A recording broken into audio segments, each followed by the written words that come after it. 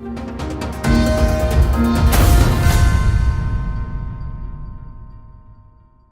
అమ్మా. నమస్తే మేడం. ఎక్కడి నుంచి వచ్చారు? ఏంటి ప్రాబ్లం? నా పేరు జయ ఎలిజబెత్ మేడం. ఉమ్.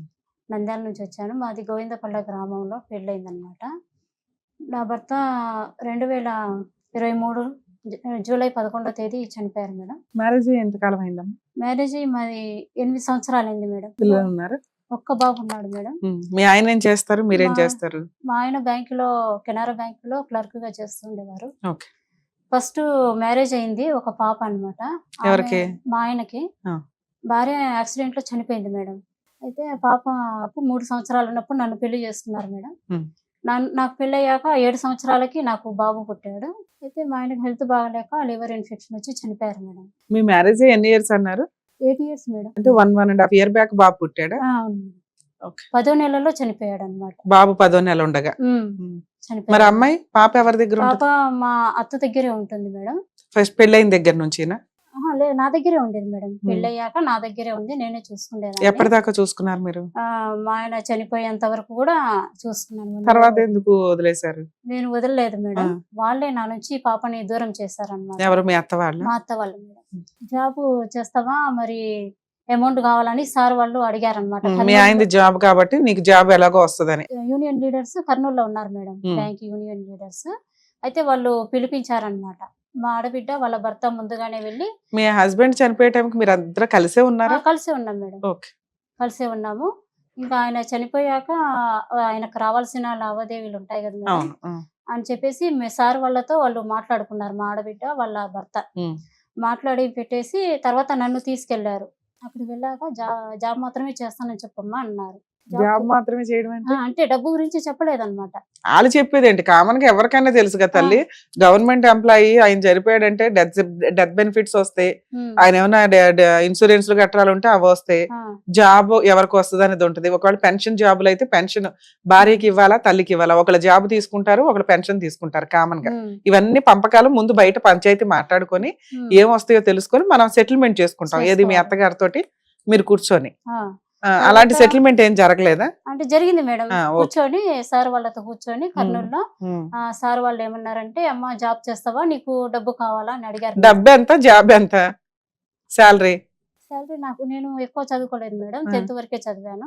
నాకు అటెండర్ పోస్ట్ ఇస్తామన్నారు. ఎంత వస్తుంది శాలరీ? శాలరీ 25,000 20,000 వరకు వస్తదమ్మా, చేసుకుంటే నీకు మంచి ఫ్యూచర్ ఉంటది, లైఫ్ లాంగ్ సెటిల్. పాప చిన్నగా ఉంది కదమ్మా, ఆడపిల్ల కదా, పాపకు డబ్బు నీకు జాబ్ అని చెప్పారు మేడం. నేను అలాగే సరే అని ఒప్పుకున్నాను మేడం. పాప చిన్నది కదా, జాబ్ చేయాల్సింది ఇంకా నేనే కదా మేడం. అలా ఒప్పుకున్నాను అనమాట.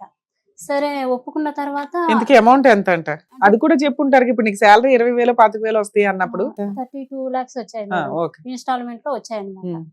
వచ్చినప్పుడు ప్రతిసారి తీసుకొచ్చి ఇంకా మా అత్తకి ఇచ్చేదాన్ని అనమాట.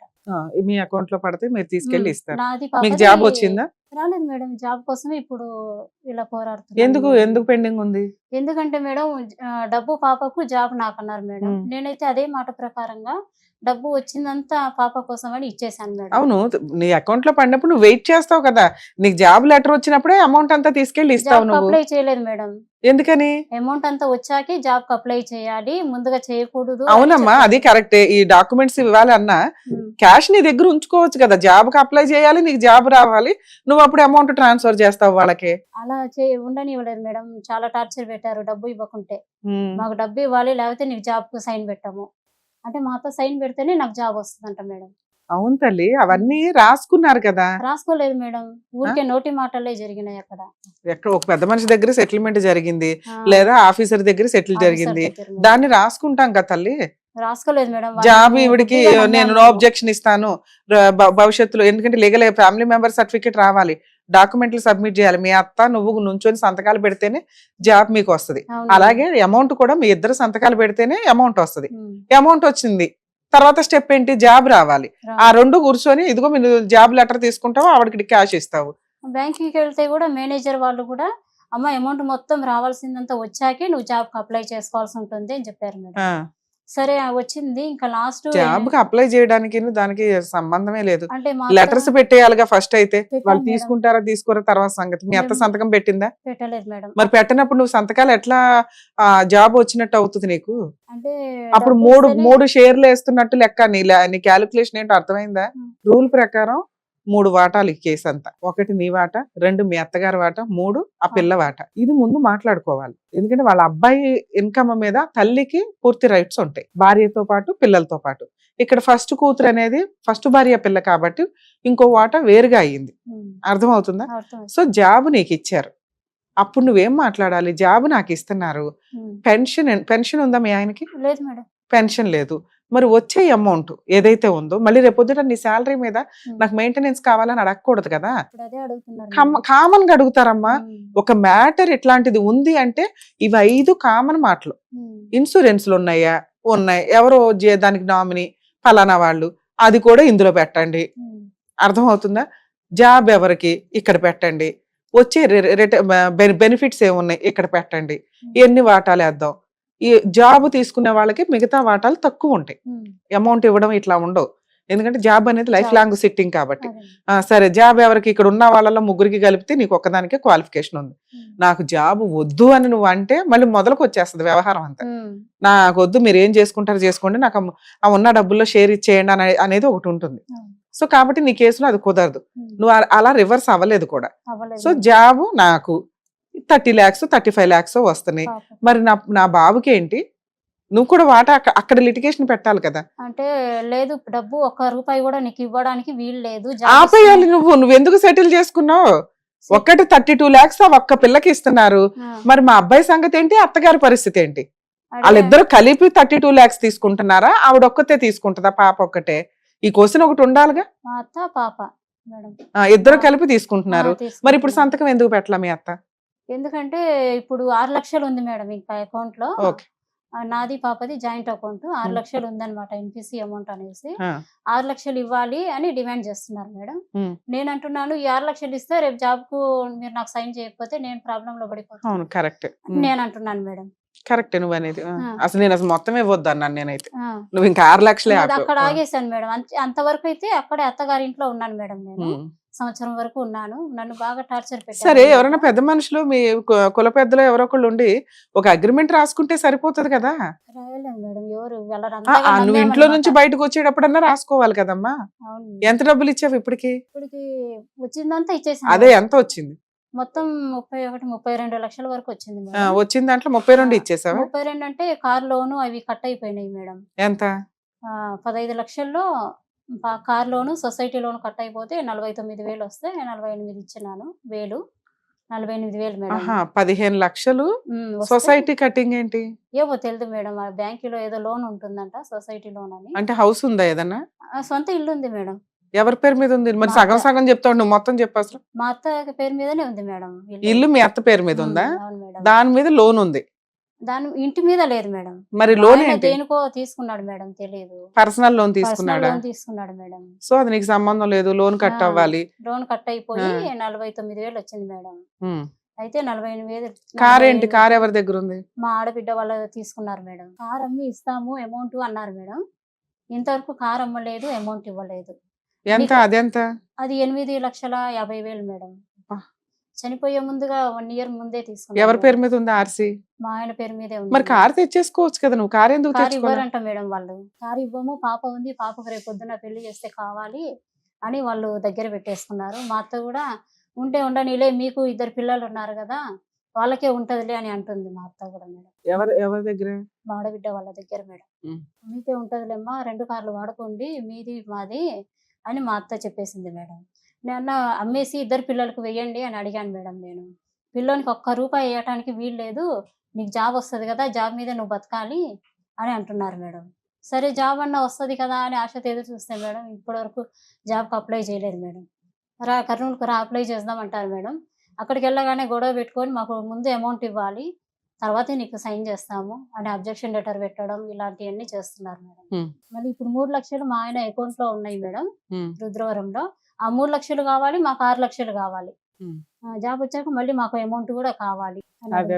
అది పాపకు ఆర్డీ చేయాలి, 5,000 అని అంటున్నారు మేడం వాళ్ళు. నెలకి? నెలకు. సరే మీరు ఎంతమంది అక్క చెల్లెళ్ళు అన్నదమ్ములు? మేము 6 మంది మేడం. ఉమ్. 2 ఆడపిల్లలు, 4 మగపిల్లలు. మరి మీ బలగమే ఉంది, వెళ్ళి 4 అక్కడ అందరూ కూర్చుంటే అయిపోద్ది కదా. పెద్దన్న లాస్ట్ తమ్ముడు ఈ మధ్య కాలంలో చనిపోయారు మేడం. ఓకే. అన్న చనిపోయాడు. ఉమ్. ఇంకా 2 అన్నలు, అక్క, ఉమ్. నేను ఉన్నాను మేడం. సరే మీరంతా వెళ్ళి కూర్చోవచ్చు కదా, పెద్ద మనుషులు పంచాయతీ ఎంత పెట్టుకోవచ్చు కదా. మంది దగ్గర పంచాయతీ పెట్టినా మేడం మాకు న్యాయం జరగట్లేదు. ఎన్ని విధాలుగా ట్రై చేసినా కూడా వాళ్ళు ముందుగానే వెళ్ళి వాళ్ళని ప్రిపేర్ చేసి వాళ్ళ వైపు తిప్పుకుంటున్నారు మేడం. సరే నువ్వు ఎక్కడైనా కంప్లైంట్ ఇస్తే లీగల్ కంప్లైంట్ లీగల్ ఇచ్చాను అథారిటీ మేడం. వాళ్ళన్నా మీకు సెటిల్మెంట్ చేస్తారు కదా. కంప్లైంట్ ఇచ్చాను మేడం. ఆ, నంద్యాలలో ఇస్తే ఎస్పీ ఏమంటున్నారు? దగ్గర ఇచ్చాను మేడం. ఎస్పీ సార్ దగ్గర ఇస్తే సార్ మహిళా పోలీస్ స్టేషన్ కి పంపించారు, సిఐ సార్ ఉమ్. దగ్గరికి. ఉమ్. ఆయన కూడా చెప్పి చూసారు. ఆయన మాటలు కూడా వాళ్ళు వినలేదు, మీ పట్టించుకోలేదు. మామయ్య గారు ఉన్నారా?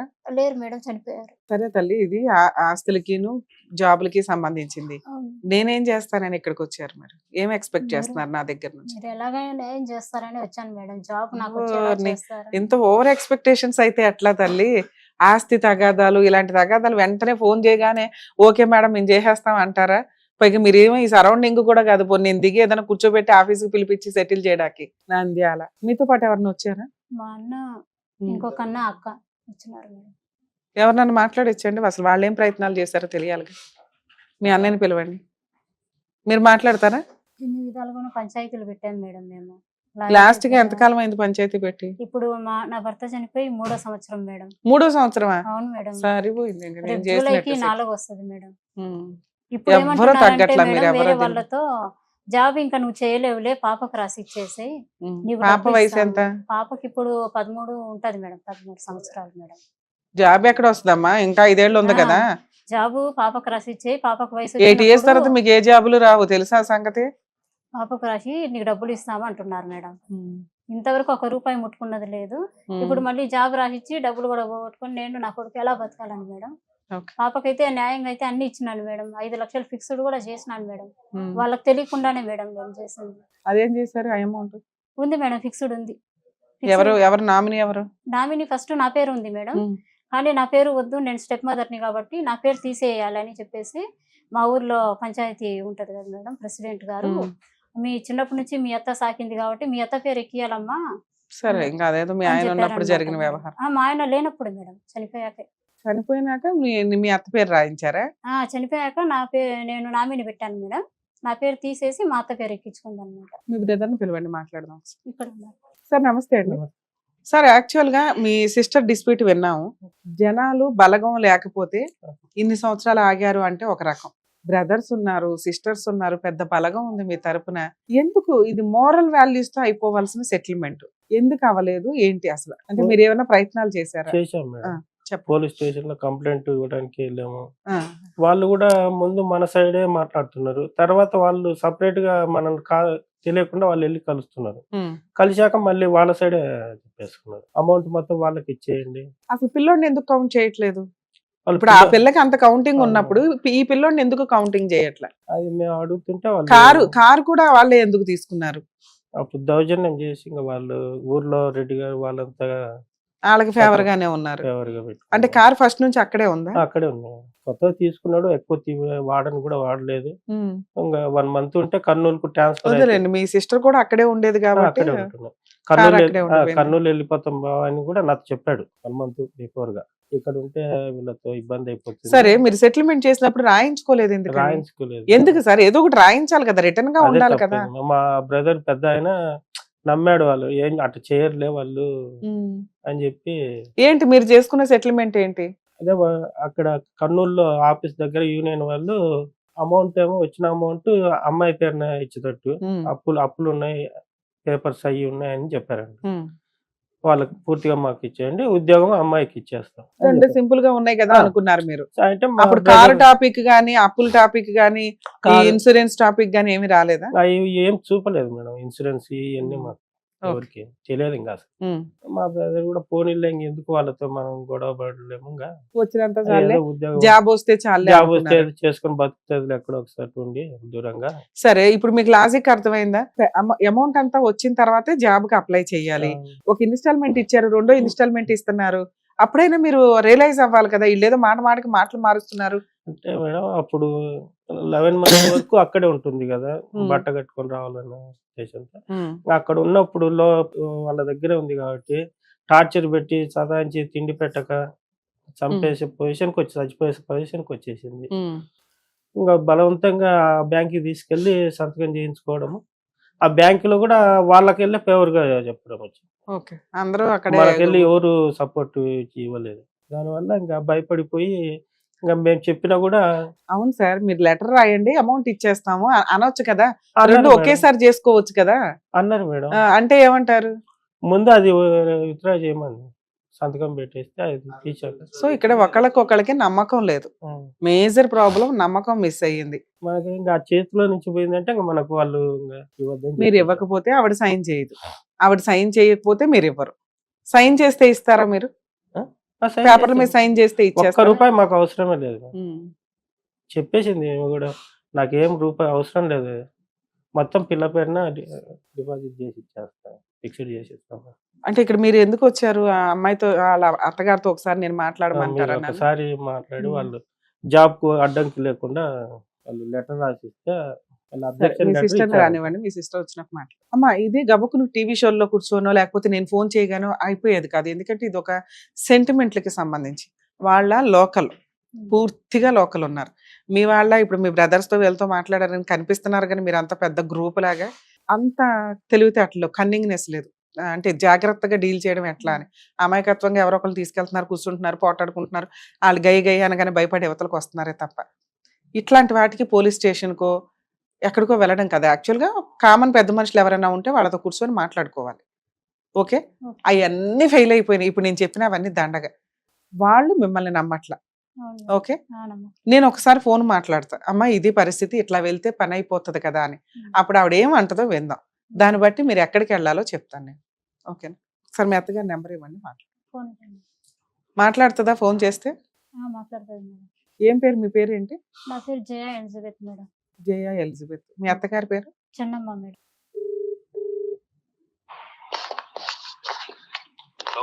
హలో, తిరుపాల్ గారండి మాట్లాడేది? అవునండి, అవును. సార్, సుమన్ టీవీ నుంచి అడ్వకేట్ రమ్యాని మాట్లాడుతున్నానండి. చెప్పండి మేడం. న్యాయవేదిక ప్రోగ్రామ్ కి జయ ఎలిజబెత్ గారు వచ్చారు సార్. అది ఏదో చాలా మోరల్ వాల్యూస్ తో కూడిన లీగల్ పాయింట్, అందరూ కూర్చొని మాట్లాడుకుంటే అయిపోతుంది కదా, ఎందుకని జాబ్ 3 years నుంచి ఆపేసుకున్నారు? యాక్చువల్ గా ఇదేంటంటే ఈమె రెండో భార్య మేడం. అవును, ఫస్ట్ భార్యకు ఒక పాప ఉంది. కూతురు, ఆమె చనిపోయింది. అవును. పెద్ద భార్య కూతురుంది. ఉమ్, కూతురుంది, ఈమె అని చేసుకున్నాడు. ఈమె చేసుకున్నాక మళ్ళీ కొడుకు పుట్టిన తర్వాత ఆడు కొద్దిగా డ్రింకర్ అయ్యి కొద్దిగా చనిపోయారట, లివర్ ప్రాబ్లమ్స్. అవును, అవును. ప్రాబ్లం అయింది, చనిపోయాడు. ఉమ్, చనిపోయిన తర్వాత ఇంక ఇప్పుడు ఈమె ఆన్య ఊర్లో ఉండి చేసుకోవాల్సింది.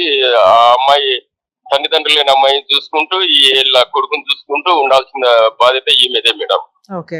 ఈమె ఏం చేసిందంటే ఆడ కొన్ని రోజులు ఉండేసి 11 నెలలు దాడతానే ఈమె ఇంకా వదిలేసేసి ఆ అమ్మాయి పెద్ద పిల్ల కూతురును కూడా వదిలేసేసి వచ్చేసింది. ఉమ్, ఆ అమ్మాయి పెద్ద మంచి అయినా కానీ పట్టించుకోకుండా, ఎవరు తీసుకోకుండా, పాపం ఆమె కూడా వాళ్ళ నాయనమ్మ కూడా చేయకూడదు మేడం. యాక్చువల్ గా ఆయన కూడా లేడు. అదే ఇంకా ఎవరినో ఒకరిని పట్టుకొని ఆ పెద్ద మంచి అయినప్పుడు ఏదో పట్టుకొని చేసింది. సరేలేండి, మీరున్నారు పెద్దోళ్ళు, మేనత్ ఉంది, ఏముందిలేండి. మంచి, ఇప్పుడు స్టెప్ మదర్ దగ్గరికి వచ్చినప్పుడు వాళ్ళు ఎంత బాగా చూస్తున్నా నచ్చదు, అలాగే అత్తగారి ఎంత బాగా చూస్తున్నా కోడళ్ళకి నచ్చవు. ఇవన్నీ కామన్ రిలేషన్స్. నేను అదే చెప్పాను మేడం. నీకు మీ అత్తకు నచ్చదు అమ్మా, నువ్వు ఏం చేస్తావంటే ఇద్దరిని పిల్లలను చూసుకుంటూ ఒక ఇల్లు ఉంది, ఇంట్లో ఉండు. వాడు ఉండే ఇంట్లోనే ఉంది. కావాలంటే నీకు అత్తకు సరిపోదు కదా, మీ అత్తను దూరం పెడతాము, వేరే ఇంట్లో పెడతాము. ఎందుకంటే మీకు ఇద్దరికి సరిపోదు. ఇద్దరు బిడ్డలను చూసుకుంటూ జాబ్ అప్లై చేసుకుని జాబ్ చూసుకుంటూ ఉండమంటే ఉండకుండా వెళ్ళిపోయింది. ఇంకా వాళ్ళ బ్రదర్ దగ్గరికి వెళ్ళిపోయిందో ఏమో తెలియదు. ఇంకా అట్లా వెళ్ళిపోయింది. వెళ్ళిపోయిన తర్వాత ఇంకా వాటికి మేము 2-3 సార్లు కూడా పంచాయతీ ఎక్కించాం. కాదు సార్, మీరు ఆల్రెడీ సెటిల్మెంట్ చేసిన టాపిక్ చెప్పండి. పాపం ఇవన్నీ ఆవిడ చెప్పింది నిజంగానే. మీరందరూ పెద్ద మనుషులంతా కూర్చొని ఒక సెటిల్మెంట్ చేశారు కదా, అదెందుకు ఫుల్ఫిల్ అవ్వకుండా సగంలో ఆగిపోయింది అని? ఆగలే. ఈ అమ్మాయికి ఆ అమ్మాయికి ఏమో డబ్బులు ఇచ్చేటట్టు, ఈ అమ్మాయి ఏమో జాబ్ అప్లై చేసుకునేటట్టు. అది ఎందుకు రిటర్న్ గా రాసుకోలేదు? ఇది నిజాయితీ అయిన మాట కదా. ఇది కరెక్టే. నేను ఇప్పుడు ఆవిడ కూడా నేను అదే చెప్పా, అమ్మ ఎవరైతే జాబ్ తీసుకుంటారో వాళ్ళు డబ్బులు తీసుకోవడం కుదరదు. ఆ డబ్బులు మీ అత్తగారు మీ ఫస్ట్ పాప ఏదైతే ఉందో మేబీ వాళ్ళిద్దరికి అది మీరు రిటర్న్ గా రాయించుకున్నారా అంటే లేదు మేడం మాట మీదే ఉన్నాము, అందరూ రిటర్న్ గా ఏమి రాయించుకోలేదు, అందరూ మంచోళ్ళే అని మేము ఊరుకున్నామా అంటుంది. ఎవ్వరి మీద అమ్మాయి ఎలిగేషన్స్ చెప్పట్లా, వాళ్ళ ఇంట్లో వాళ్ళు చెప్పట్లా. ఎందుకు ఆగిపోయింది అంటే ఏదో 6 లక్షల దగ్గర ఆగిపోయిందండి, మరి వాళ్ళ సంతకాలు పెట్టట్లేదు అంటుంది. అది మేడం ఇప్పుడు ఈమెకు డబ్బులు వాళ్ళ నామిని వాళ్ళ పెద్ద భార్య కూతురు పేరు పెట్టిపోయినాడు. ఓకే, ఒక 5 లక్షలది ఆ అమ్మాయి పేరు విని 6 లక్షలు ఉన్నాయి. ఓకే. ఈ అమ్మాయికి అసలు ఏమి తెలియదు కూడా. కాదు సార్, అసలు డబ్బులన్నీ వాళ్ళు తీసేసుకోమనండి, ఈవిడికి లెటర్ ఇవ్వడానికి ఏంటి ప్రాబ్లం? ఏం ప్రాబ్లం లేదు మేడం, నేను చాలా మంది తెచ్చిపించాను, మీ దగ్గరికి రాలేదు. కాదు సార్, చాలా ఈజీగా చెప్పేస్తున్నారు, వాళ్ళకి హైదరాబాద్ దాకా ఎత్తుకొని రావాల్సిన పని కాదు కదా. మీకు రియల్ గా పెద్ద మనిషి చేసిన బ్యాంక్ మేనేజర్ ఉంది, మళ్ళా కర్నూలు జాయింట్ కలెక్టర్ ఒకైనా శ్రీరామస్వామి అని ఉంటాడు. కాదు సార్, ఇప్పుడు ఆవిడ ఆల్రెడీ ఎంత అమౌంట్ ఇచ్చింది, ఏదో అప్పు ఒకటి ఉందంట, కార్ ఇచ్చేసిందంట, అమౌంట్ ఎంత ఇచ్చారు మేడం మీరు? మొత్తం ఎంత ఇచ్చారు ఇప్పటికి? మొత్తం చేతికి 6,33,000 చేతికి 6,33,000 ఇచ్చారు. పిల్లకి ఏదో ఇన్సూరెన్స్ అన్నారు, అదే అది ఇచ్చేసారా ఎఫ్డి? అవి ఇంకెంత ఇవ్వాలి వీళ్ళకి మీరు? 6 లక్షలు ఉంది. ఓన్లీ 6 లక్షలు సార్. అప్పుడు ఆ లెటర్ ఏదో ఇచ్చేసి జాబ్ వచ్చిన రోజు 6 లక్షలు తీసేసుకోవచ్చు కదా, దానికి ఏదైనా రాయించుకోవచ్చు కదా. మీరు ఉండగా అమ్మాయి అన్యాయం చేసేస్తుందండి. నేను అనేది ఏంటంటే జాబ్ కు ఈ అమౌంట్ కి సంబంధం లేదమ్మా, ఈ అమ్మాయికి ఫిక్స్డ్ డిపాజిట్ చేసేద్దాము, ఆ బ్యాంక్ లో ఇంట్రెస్ట్ కూడా రాదు. ఇప్పుడు ఈ సంవత్సరం అయింది మేడం. అసలు కాదండి, ఆవిడ సగం పని కంప్లీట్ చేసింది, 3 వంతుల పని, 1/4 పనే పెండింగ్ ఉంది. మనం ఏం పని చేసాము? ఈమెకు ఆమె అకౌంట్ లో ఉంటే ఆమె మేజర్ కాకుండా అంటే ఈమె సైన్ చేసి అది పెండింగ్ ఉంది, ఈమె సైన్ చేస్తే ఆమె ఫిక్స్డ్ డిపాజిట్ అయిపోతుంది, ఇంట్రెస్ట్ వస్తుంది. ఏదైనా చదువు అమ్మాయికి ఇప్పుడు చదివి నీకు ఎవరు లేరు, మేము చదివించుకుంటున్నాం సార్. ఇది కరెక్ట్ కాదు. వినండి, మీలాంటి వాళ్ళు అక్కడ కూర్చుంటే ఒక రోజులో అయిపోయే పని ఇది. ఎందుకు ఇంత కన్నింగ్ గా ఎందుకు తిప్పి మాట్లాడుతున్నారు? కాదు, ఇప్పుడు 6 లక్షలు ఇప్పించే బాధ్యత నాది. లెటర్ మీరు ఇచ్చేసి 6 లక్షలు తీసుకోండి. మళ్ళీ అత్తగారు జీవితంలో ఏమీ అడగకూడదు, ఆ అమ్మాయి ఏమి అడగకూడదు, అలా రిటర్న్ గా ఒక ఎంఓయూ రాయించి పంపిస్తాం, వెంటనే తీసుకోండి, మేము హామీ ఉంటాం. పోనీ ఒక నిమిషం మేడం, మీరే చేస్తున్నా పని. నేనేంటంటే 6 లక్షలు ఫిక్స్డ్ డిపాజిట్ చేయమ్మా, ఇంకా 3.5 ఎంతో వాళ్ళ హస్బెండ్ పేరు మీద ఉన్నాయి. కాదు, ఎంత న్యాయం చేసేస్తున్నారు కానీ ఆ పిల్లోడిని ఎందుకు కౌంట్ చేయట్లా? చిన్న పిల్లోడిని వాడికి 3 లక్షలు 2 లక్షలు ఏదో ఒకటి రాయొచ్చు కదా. అమ్మాయి నంద్యాలకోకుండా మూడింటికి రమ్మను, ఇప్పుడే వానికి పేరు మీద ఇండ్లు రాసిస్తాము. ఒక వద్దులేండి సార్, ఇది కరెక్ట్ కాదులేండి. ఆ అమ్మాయి ఇప్పుడు ఆవిడ లైఫ్ ఒకటి ఆవిడకు ఉంటది కదా, అది కరెక్ట్ కాదుగా. మనం వాళ్ళ నాయనమ్మకు కూడా ఉంటది కదా, నా కొడుకు బిడ్డలు, నా కొడుకు వస్తాడులేండి. పిల్లోడు రాకుండా ఎక్కడ ఉంటాడు? ఇప్పుడు ఉన్నదే 1 ఇయర్ గానీ వాడు పెద్దోడైనాక రానియడం లేదు దగ్గరికి. సార్ ఇప్పుడు ఇంత గొడవ జరిగినాక ఇది మోరల్ వాల్యూస్ మనం మాట్లాడలేం. పిల్లాడికి ఒక ఓ తెలిసినాక నానమ్మ ఎత్తుకొని వస్తే వస్తాడు. ఇప్పుడు దీనికి ఇప్పుడు కొన్ని రోజులు అయితే ఆ జాబ్ ఎవరికి రాదు, ఎవరు పొట్ట ఎవరు కొట్టుకుంటారు గవర్నమెంట్ కి ఇది చేసుకుంటూ. మీరు నేను 5-6 నెంబర్లు ఇస్తాను మేడం. సార్ వాళ్ళు ఎవరు వద్దు. ఇప్పుడు నేను మిమ్మల్ని నమ్ముతున్నా, మీతో మాట్లాడుతున్నా. మీరు చెప్పండి, ఏం చేద్దామో చెప్పండి. ఇప్పుడు నేను ఒక ఎంఓయూ రాసి పంపిస్తాను మేడం. నేను ఆమెకు నో అబ్జెక్షన్, ఆమె నుంచి వాళ్ళ అత్త నుంచి నో అబ్జెక్షన్, నాకు ఎలాంటి సంబంధం లేదు, ఈమెకు జాబ్ ఇచ్చుకోవచ్చు అనేది లెటర్ ఇవ్వాలి. ఆమె ఎవరు బ్యాంక్ లో ఇవ్వాలి, ఆ లెటర్ ఇప్పించే బాధ్యత నాది. అది ఇస్తే ఈమె అప్లై చేసుకోవచ్చు. ఓకే, ఈమె చేయాల్సినది ఆ ఫిక్స్డ్ డిపాజిట్ చేసి పెడితే ఆ అమ్మాయి ఎవరు అమ్మాయి పేరు మీద చేస్తే. సార్ ఒక్క నిమిషం సార్, ఈ 2 చేయడానికి ముందు ఒక ఎంఓయూ రాసుకోండి. అమ్మా, నేను ఈ రోజు నీకు పేపర్ అక్కడ ఇస్తున్నాను బ్యాంకులో, ఇదిగో నాకు ఈ 2వ రోజు పలానా వ్యక్తి దగ్గర ఈ 6 లక్షలు పెట్టి 2 ఒకే రోజు ఎక్స్చేంజ్. ఇక భవిష్యత్తులో అత్తగారు గాని ఆ అమ్మాయి గాని ఈవిడ మీద ఎటువంటి మెయింటెనెన్స్ లో ఇంకొకటి ఏమీ అడగకుండా ఒక అగ్రిమెంట్ రాసుకోండి. అదే చేశారు మళ్ళీ ఈ అమ్మాయికి. అది అసలు రిటర్న్ గా ఒక పేపర్ లేదు కదా సార్? లేదు, అది ఆల్రెడీగా దీంట్లో ఉంది మేడం. మళ్ళీ మహిళా పోలీస్ స్టేషన్ కదా నంద్యాలలో. ఏమ్మా అక్కడ రాసుకున్నారా మీరు? రాసుకున్నారా రిటర్న్ గా ఉందా అలా అని? భవిష్యత్తులో మీరే రావట్లేదు అంటవా? అసలు కాదు సార్, నన్ను రమ్మంటారా? కర్నూలు రండి, నేను ఒక రోజు వచ్చి కూర్చొని మీ అందరి ప్రాబ్లమ్ సాల్వ్ చేసేస్తాను. చెప్పండి, మా సుమన్ టీవీ ప్రోగ్రామ్ అంతా వస్తారు. ఇంకోటి మేడం చెప్పండి. ఇంకోటి మేడం, కావాలంటే జాయింట్ కలెక్టర్ ఉన్నాడు సార్. వాళ్ళంతా వద్దు సార్, మీరు ఇవ్వడానికి రెడీగా ఉన్నారు. ఆ అమ్మాయి 6 లక్షలు ఇవ్వడానికి రెడీగా ఉంది. ఎవరు నమ్మట్లేదు ఇక్కడ. ఎవరన్నా ఒక పెద్ద మనిషి పర్ఫెక్ట్ గా ఉండి ఒక ఎంఓయూ రాయించుకొని ఇదిగో అమ్మా ఎక్స్చేంజ్ చేసుకోండి అంటే అయిపోయే పనిలాగా ఉంది ఇది. 3.5 లక్ష అది ఇదంట. ఒక్క నిమిషం అది కూడా అడిగేస్తాను ఉండండి, మీ ముందే అడిగేస్తా. నాన్న ఎందుకు నాన్న తలనొప్పి?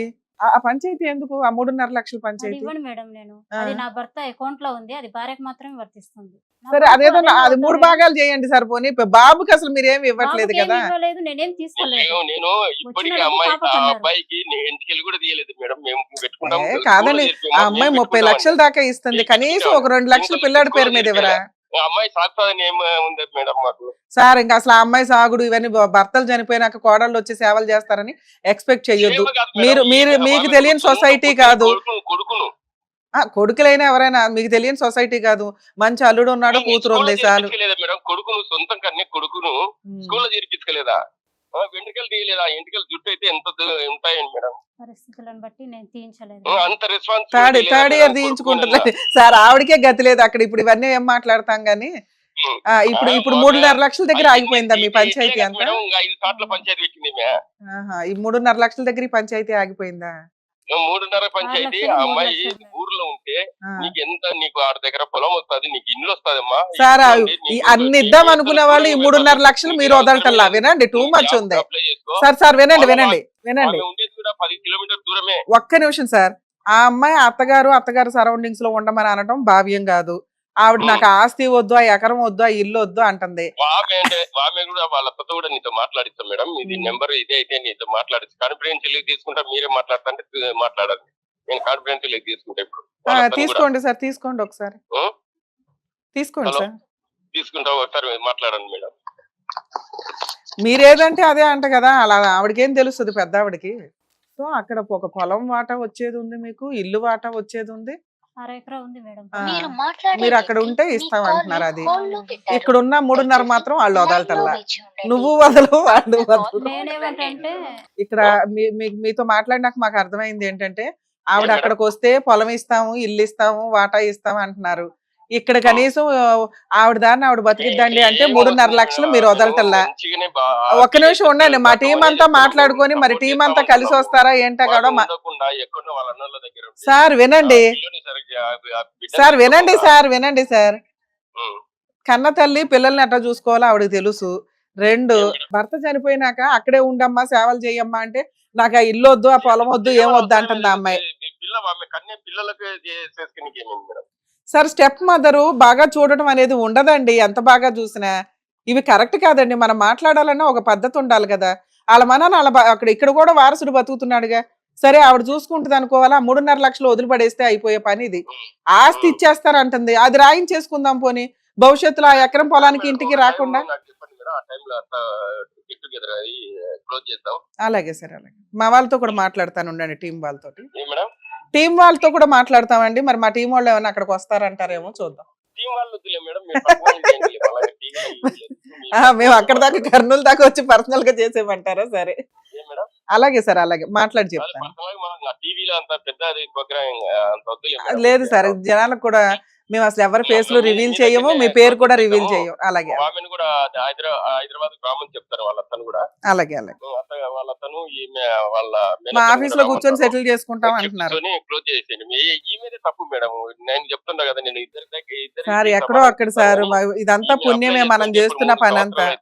లేట్ అయితే నీ జాబ్ పోతాయమ్మా. నువ్వు ఒకవేళ అత్త అన్యాయాన్ని 2 మాటలు పడిందమ్మా, జాబ్ వచ్చినాక నీ ఇష్టం ఎట్టనైనా వద్దు, సంబంధమే లేదు. అలాగే అలాగే తేల్చేద్దాం సార్. అలాగే సార్, అలాగే జాబ్ వచ్చేంత వరకు ఉండకుండా పోయింది. జాబ్ వచ్చినాక మా ఇష్టం మేడం, మా పని. ఇంకా ఆవిడ అసలు ఉండడం అనే మాట వద్దులేండి సార్. ఈ 3.5 పంచాయతీ ఏంటో తెలిస్తే అయిపోద్దిగా, ఎవరి సిగ్నేచర్లు వాళ్ళు అయిపోతాయి. అదే మేడం. సరే సార్, నేను కూడా మాట్లాడి ఒకసారి వాళ్ళతో మీకు చెప్తాను. అలాగే సార్, అలాగే థ్యాంక్ యూ. ఓకే అలాగే సార్. హైదరాబాద్ అమీర్పేట అండి. అలాగే సార్, అలాగే మేము చెప్తాం, వాళ్ళతో మాట్లాడి చెప్తాను. Okay sir. ఫస్ట్ వైఫ్ అయినా సెకండ్ వైఫ్ అయినా కానీ ఒకసారి హస్బెండ్ గవర్నమెంట్ ఎంప్లాయ్ అయితే, ఈ ఎపిసోడ్ వల్ల మీరు తెలుసుకోండి, గవర్నమెంట్ ఎంప్లాయీస్ ఉన్నప్పుడు గవర్నమెంట్ ఎంప్లాయీకి లెజిటిమేట్ ఇలిజిటిమేట్ చిల్డ్రన్స్ అందరూ కూడా కౌంటింగ్ లోకి వస్తారు. చాలా కేసుల్లో మనం చూస్తాం ఫస్ట్ వైఫ్ సెకండ్ వైఫ్ కూడా ఉంటారు. ఉన్న కేసుల్లో ఫస్ట్ వైఫ్ పిల్లలు, సెకండ్ వైఫ్ పిల్లలకి మాత్రమే లీగల్ రైట్స్ ఉంటాయి. అలాగే ఆ చనిపోయిన వ్యక్తి యొక్క అమ్మగారికి లీగల్ రైట్స్ ఉంటాయి. క్రిస్టియన్స్ విషయానికి వచ్చేసరికి మళ్ళీ ఈ లాలో గవర్నమెంట్ రూల్స్ అన్ని ఒకే రకంగా ఉంటాయి కానీ ఆస్తి తగాదాలు డిఫరెంట్గా ఉంటాయి. హిందూ రిలిజియన్ ప్రకారం ఆస్తి తగాదాలు వేరు, క్రిస్టియన్ రిలిజియన్ ప్రకారం ఆస్తి తగాదాలు వేరు, ముస్లిం రిలిజియన్ ప్రకారం ఆస్తి తగాదాలు వేరు. కానీ ఇక్కడ గవర్నమెంట్ ఎంప్లాయ్ కాబట్టి ఈ కామన్ టాపిక్ అనేది అందరికీ ఒకటే. ఏంటి, హస్బెండ్ చనిపోతే ఫస్ట్ వైఫ్ పిల్లలు, సెకండ్ వైఫ్ పిల్లలు. ఇక్కడ ఇద్దరు వైఫ్లు ఉంటే ఎలా ఉంటుందో మాట్లాడుకుందాం. లేదు, ఫస్ట్ వైఫ్ చనిపోయిందండి, సెకండ్ వైఫ్, ఫస్ట్ వైఫ్ పిల్లలు, సెకండ్ వైఫ్ పిల్లలు ఉన్నారు అంటే ఈ టీం అంతా కలిపి ఫ్యామిలీ మెంబర్స్ అవుతారు. వీళ్ళతో పాటు క్రిస్టియన్స్లో అమ్మ నాన్న ఇద్దరూ కూడా వస్తారు. అదే హిందూ రిలిజియన్లో ఓన్లీ మదర్ మాత్రమే లీగల్ రైట్స్ ఉంటాయి. సో ఇప్పుడు క్రిస్టియన్ రిలిజియన్ గురించి మాట్లాడుకుంటున్నాం కాబట్టి ఈ కేసు గురించే మాట్లాడదాం. సో భర్త, సెకండ్ వైఫ్ ఉంది, ఫస్ట్ వైఫ్ పాప ఉంది, రెండో వైఫ్కి బాబు ఉన్నాడు. వీళ్ళ ముగ్గురు ప్లస్ అక్కడ మాంగారు లేరు కాబట్టి అత్తగారు, నలుగురు ఫ్యామిలీ మెంబర్స్ లీగల్ హెయిర్స్ కింద లెక్క చనిపోయిన డిసీజ్డ్ పర్సన్కి. ఇతనికి ఒక గవర్నమెంట్ జాబ్ ఉంది, 2-3 ఇన్సూరెన్స్లు ఉన్నాయి, డెత్ బెనిఫిట్స్ వస్తాయి, ఆస్తులు ఉన్నాయి. ఇవి ఎలా పంచుకోవాలి? కామన్గా జాబ్ ఎవరు తీసుకుంటారో వాళ్ళు టాప్ మోస్ట్లో ఉంటున్నట్టు లెక్క. వాళ్ళు కష్టపడతారు, ఉద్యోగం చేసుకుంటారు, తర్వాత సంగతి. జాబ్ అనేది పర్మనెంట్ సెక్యూర్డ్ ప్రాసెస్ కాబట్టి జాబ్ తీసుకున్న వ్యక్తులకి మిగతా ప్రాసెస్లో పేమెంట్లు అనేవి ఉండవు. దానికి ఈమె కూడా రెడీగా ఉన్నారు. రెండోది ఏంటి, వచ్చే బెనిఫిట్స్. యాక్చువల్గా వచ్చే బెనిఫిట్స్ అన్ని ఉన్న ముగ్గురు లీగల్ హెయిర్స్కి సమానంగా పంచుతారు. కానీ మదర్ జాబ్ తీసుకుంటుంది కాబట్టి వీళ్ళ పిల్లోడు 1 year బాబే కాబట్టి వాళ్ళు కొంచెం మోరల్ వాల్యూస్ మాట్లాడి ఒక 2 lakhs ఏదో పెట్టుంటే బాగుంటుంది. అదొక్కటి మిస్ అవుతుంది ఇక్కడ.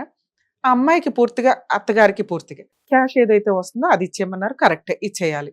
కానీ అది రిటర్న్గా రాసుకోవాలి ఎప్పుడైనా కానీ. ఎందుకంటే ఈ ఆస్తి డబ్బు ఏదైతే ఉందో అది వాడుకొని తినేశారనుకోండి, ఈమె వారసత్వ ఆస్తి గురించి గొడవకి వెళ్ళొచ్చు. అత్తగారు నాకు మంత్లీ మెయింటెనెన్స్ కావాలి, మా అబ్బాయి జాబ్ కోడలు తీసుకుందని రావచ్చు. ఈ లిటిగేషన్స్ ఎక్కువ ఉంటాయి. సో కాబట్టి ఇటువంటి కేసుల్లో పూర్తిగా రిటర్న్గా రాసుకొని ఈ కొన్ని ఇప్పుడు మనం వాళ్ళతో మాట్లాడుతుంటే ఏమర్థమైందంటే, పెళ్లి చేసుకునేది ఎందుకంటే ఫస్ట్ భార్య పిల్లని చూడడానికి, అత్తగారిని చూడడానికి, ఇవన్నీ వర్కౌట్ అయ్యే కేసులు కాదండి. వన్స్ భర్త చనిపోయినాక ఇన్ కేసు ఆస్తే లేకపోతే ఈవిడ దేగన కూడా దేకేవాళ్ళు కాదు. ఏ కోడల్ని ఏ అత్త మామలు ఎంటర్టైనే చేయరు. అలాంటిది ఇక్కడ ఒక ప్రాపర్టీ ఆస్తి ఉండేసరికి కోడలు ఎక్కడుంటే మేము ఆస్తి ఇచ్చేవాళ్ళం, పొలం ఇచ్చేవాళ్ళం, గోంగూర ఇచ్చేవాళ్ళం, ఇవన్నీ వర్కౌట్ అవ్వవు. ఎందుకు ఉంటారు? భర్తే లేనప్పుడు వీళ్ళందరికీ సేవలు చేసుకుంటూ ఆవిడకంటూ ఒక లైఫ్ ఉంటుంది. నెక్స్ట్ స్టెప్ మదరు ఎంత బాగా చూసినా అవతల వాళ్ళకి నచ్చదు. అలాగే అత్తగారు ఎంత బాగా చూసినా కోడలికి నచ్చదు. ఈ అత్త కోడళ్ళు, వదిన మరదళ్ళు, స్టెప్ మదరు, డాటర్సో లేకపోతే సన్సో వర్కౌట్ అయ్యే రిలేషన్స్ కాదు ఇవి, ఎవరో మేజర్ పర్సన్ లేకుండా. అటువంటివి మాట్లాడుతున్నామంటే జిడ్డుగా ఉంచడం కోసం మాట్లాడుతున్నట్టు. జిడ్డు వ్యవహారం తేల్చకుండా మాట్లాడడానికి నువ్వు ఎక్కడ ఉండు, పొలం ఇస్తాం, గోంగూర ఇస్తాం, ఇదంతా వర్కౌట్ అవ్వదు. సో లీగల్గా అమ్మాయి నేను ఉంటాను అంటేనే ఉండనివ్వరు. అలాంటిది నేను ఉండను మొర్రో అంటే ఆల్రెడీ చాలా నరకం పడ్డానంటే తిండి కూడా పెట్టలేదు, ఈ ఆస్తి పంచాయతీయే సరిపోయింది, భర్త చనిపోయాడని ఆడవనా, చిన్నపిల్లోడు ఉన్నాడని ఆడవనా, ఈ ఆస్తి పంచాయతీ ఆడవనా అని చెప్పి ఆ అమ్మాయి బాధపడుతుంది. ఇవే ఉంటాయి. ఎందుకంటే ఆ టైంలో పాపం వాళ్ళు డెసిషన్ కూడా తీసుకోలేరు. సో ఇలాంటి పొజిషన్ ఉన్నప్పుడు ఆవిడ బయటికి వెళ్ళిపోతాను అంటే వెళ్ళిపోనివ్వాలి, ఉంటాను అంటే మీకు నచ్చితే ఉంచుకోవాలి, ఇంతే. ఇద్దరికీ నచ్చకుండా ఏ పని చేయలేం. ఇవన్నీ మాట్లాడుకోవడం దండగ. మరి ఇప్పుడు నెక్స్ట్ ఏంటి? యాక్చువల్గా వీళ్ళ కేసులో ఆయన ఏమంటున్నారంటే, మేడం మీ ఆఫీస్ కన్నా వచ్చి మాట్లాడతాం, లేదా వాళ్ళు ఎవరి ద్వారా వచ్చినా మాట్లాడతాం, ఈసారి మీరు ఉన్నారు వెనకాల కాబట్టి ఉన్నంతలో మేము సెటిల్ చేసేసుకుంటామండి అంటున్నారు.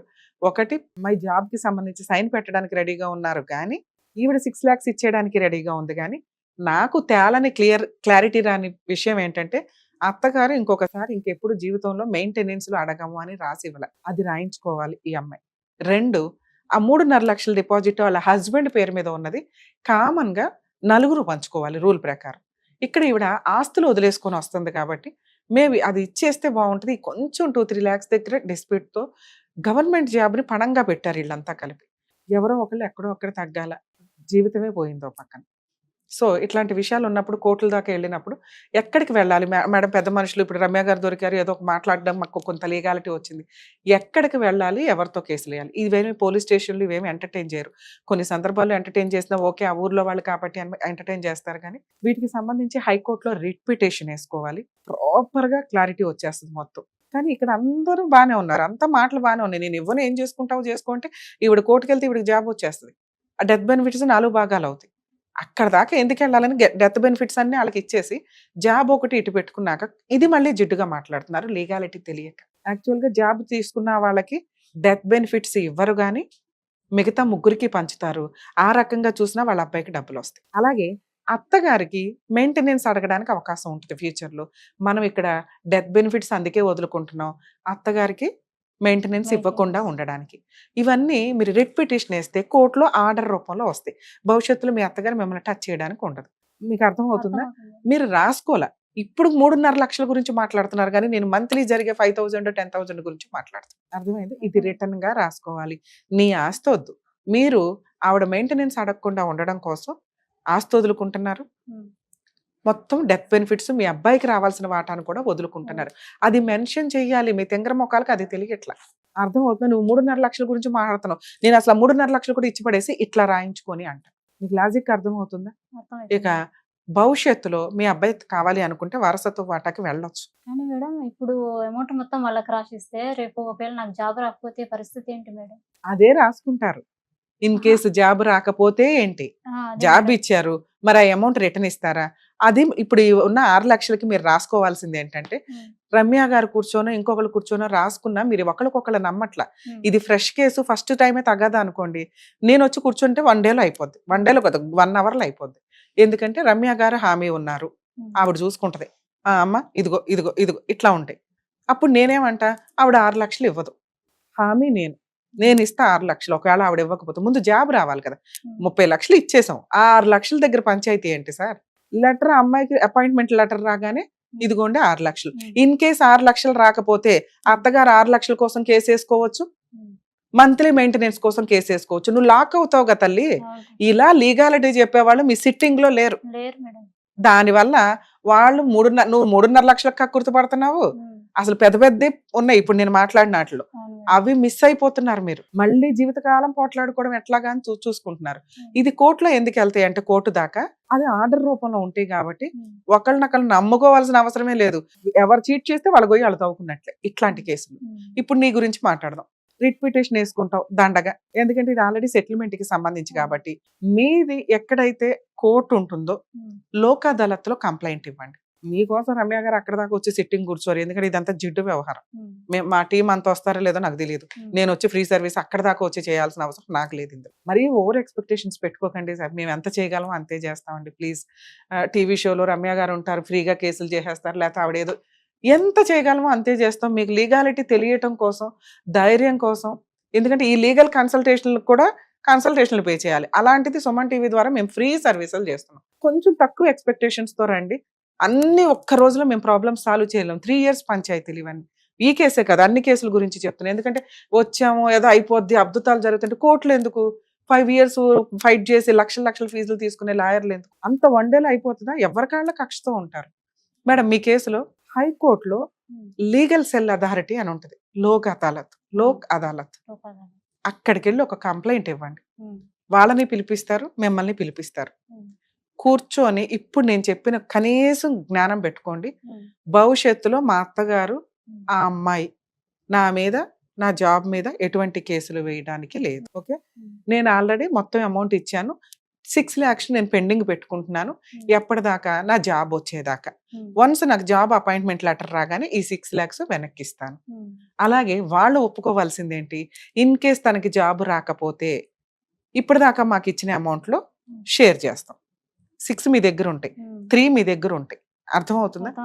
ఈ 3 కానీ 3.5 కానీ 6 కానీ జాబ్ అపాయింట్మెంట్ లెటర్ వచ్చిన రోజు ఇస్తాము, లేకపోతే నా మీద ఆవిడ లీగల్ యాక్షన్ తీసుకోవచ్చు.